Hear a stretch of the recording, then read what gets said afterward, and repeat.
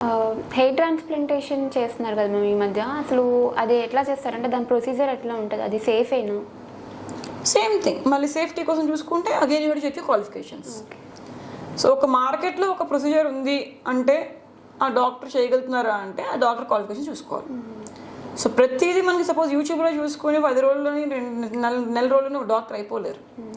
So అది ఒక 10 సంవత్సరాలు 15 సంవత్సరాలు తపన.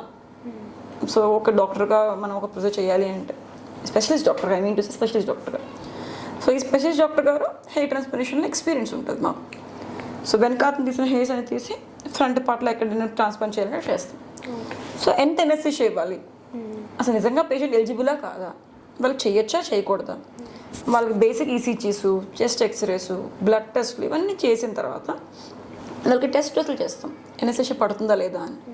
ఇవన్నీ చేసి బ్లడ్ టెస్ట్లు, ఈసీజీలు, ఎక్స్రేస్ ఇవన్నీ చేసి ఎంత వాల్యూస్ ఇవ్వాలి ఎనస్థీషియా, అసలు నిజంగా పేషెంట్కి ఎలిజిబుల్ ఉందా కాదా, ఇవన్నీ చెక్ చేసినంత చేయించుకున్నప్పుడు ఇట్స్ సేఫ్.